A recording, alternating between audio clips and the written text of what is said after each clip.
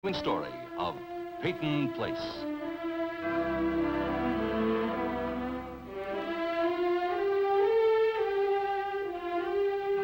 Starring Dorothy Malone as Constance Mackenzie, Warner Anderson as Matthew Swain, Ed Nelson as Michael Rossi, and Mia Farrow as Allison Mackenzie.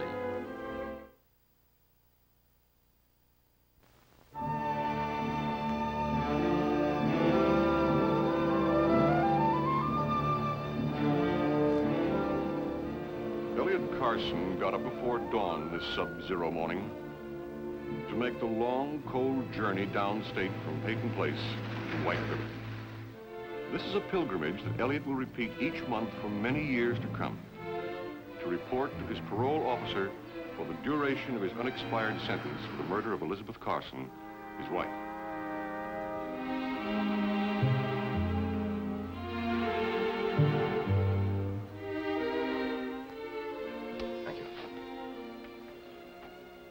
Sit down.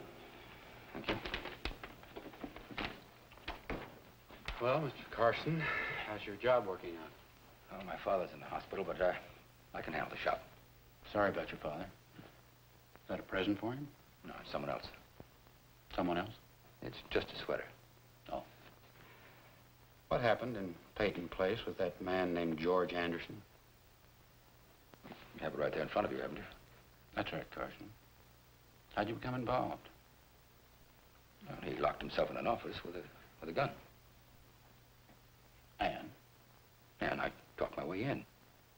Why'd you do that? Someone had to. You see, I knew him. We'd had a talk just the day before. About what? Well, he was having a rough time. He felt the town was against him. He referred to when we both came back from the service. We were the local heroes then.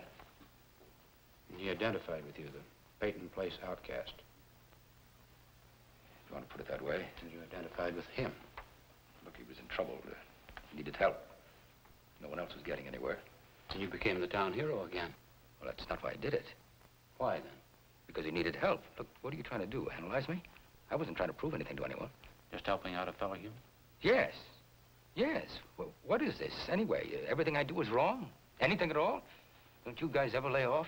Is that the way you feel, Carson? The world's against you? No. Who said that?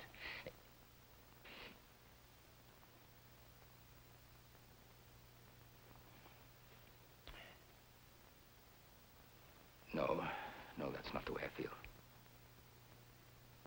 Okay? You do have a low boiling point. I was just testing it, Carson, that's all. Personally, I think you did something admirable. Thanks. Put a gold star on my record. That you didn't have to say. I suppose you're right. See you next month. Next month. I'm looking forward to it. That I didn't have to say either, did I? Carson, I'm on your side.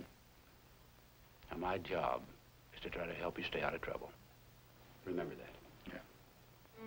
All right, I will. Thanks. Carson,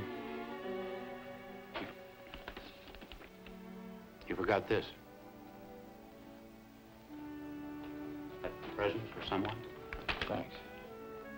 Thanks for reminding me.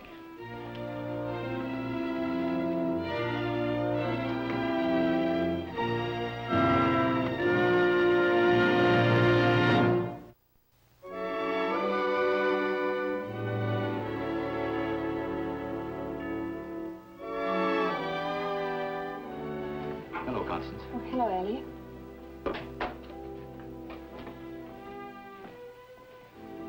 I want to thank you for the book you sent my father. You're welcome, Elliot. I hope he liked it. When are they going to operate? The day after tomorrow. Well, at least it'll be over then, huh? Yes. He'll be in good hands with Michael, Dr. Rossi. He's a good doctor. Yes, he is. I got this for Allison when I was in White River. It's a sweater. I only hope it's what they're wearing.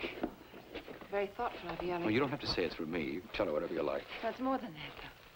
What? Elliot, I understand how you feel. Do you? In the first place, it's unnecessary. Allison's never had to want for anything that she needed. Except the father. Elliot, it's wrong. You're trying to push your way into her life. With a sweater? With anything.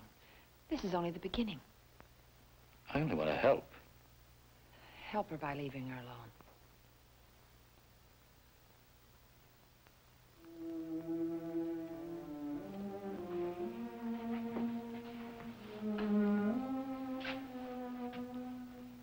You're telling me to forget I have a daughter. Have you? Wouldn't it be better if her father were Mr. Mackenzie, who's dead and respectable? And never existed. Do you think she'd be better off knowing the truth, Elliot? But I can help without her knowing.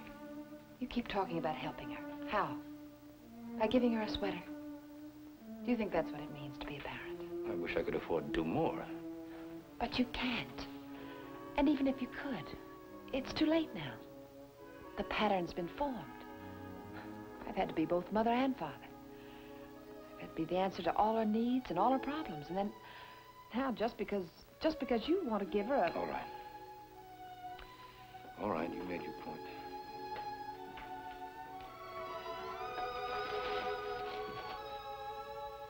I'm not the kind of father she deserves, Constance. I'm not any kind of a father. And I find I do have a feeling about her. And that's all I meant by the sweater. It's a feeling.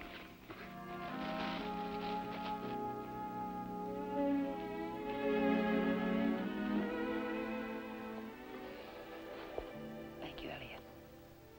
Thank you, Connie. Well, I guess we've just been doing what all parents everywhere do. Argue about their kid. But we're not like all parents everywhere, are we, Elliot? No. No, we certainly are not. Goodbye, Connie.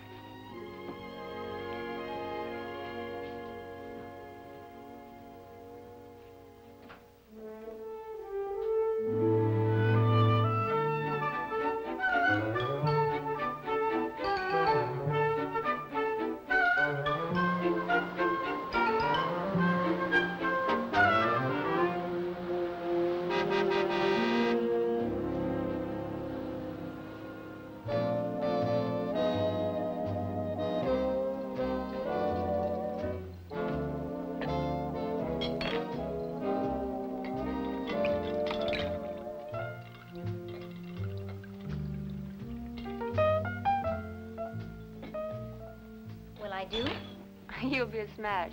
If you'd like a drink to settle your nerves? No, I don't think so. I always need one. Just to unwind. Joe taught me how to make them. Have you known Phil long? About a year. Here, have one anyway. Come on. I met him as you're going to meet Roy on a blind date. That's what makes New York so exciting. I haven't had much practice meeting strangers.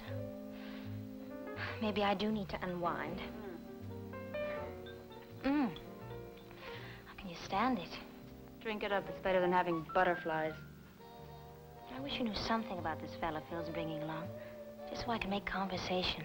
Well, if he runs true to form, you won't have to. With men like Phil and Roy, you learn to listen. Suppose I disagree? Well, don't let them know it. You'll last longer. Oh, well. It'll be exciting seeing Kennedy Airport.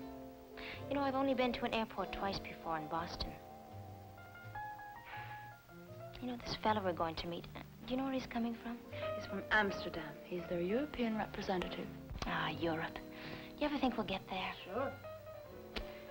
More like this and I'll believe anything. Relax, I'll get it.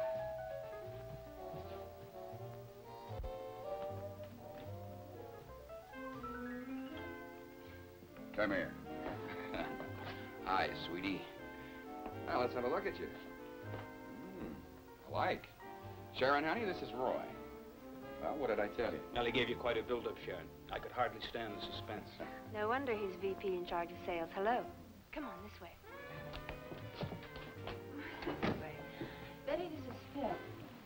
Shaw. Hello. I've heard so much about you, Mr. Shaw. Oh, I hope you're not disappointed. You're just as I thought you'd be. Now that's a smart answer. Roy, you're a lucky so-and-so. So how about introducing us? Oh, Betty, this is Roy. I've forgotten your last name. Roberts. But you call me Roy. Won't you, Betty? Oh, is this for me? Just a little bonus. May I pour you a drink? Well, you certainly may. Hope you like martinis. I can't live without them. I like mine in the racks. The ice, honey, the ice.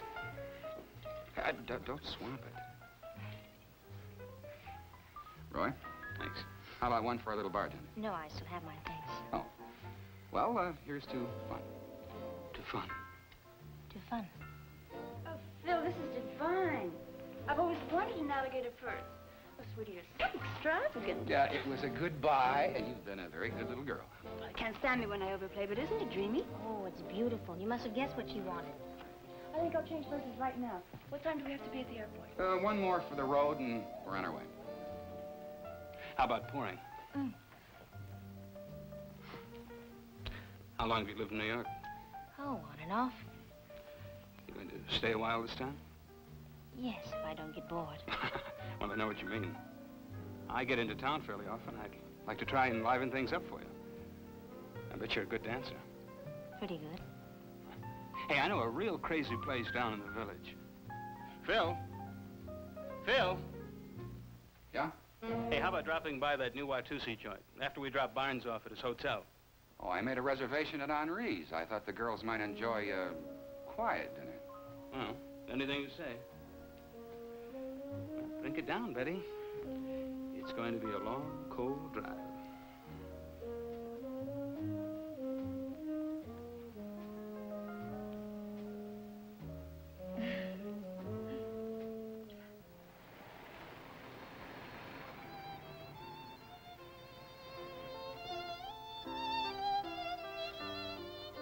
Well, I don't think we have to hear that, huh? Wonder what people did before there was radio. When they ran out of conversation on the way home. I just felt like listening to some music. You didn't feel like talking to me, did you? Wasn't much of an evening, I suppose. A rather silent dinner, a dull basketball game, and a long, quiet drive home. It wasn't really exciting, was it?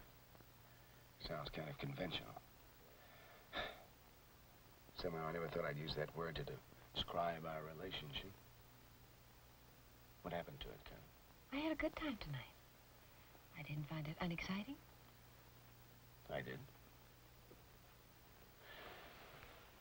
We can make up for it, though. It's getting late, Mike. Well, that's a classic excuse of the reluctant lady. All right, I've been worried about Allison. I don't like leaving her alone. I think you worry too much about Allison. If that's really who you're worried about.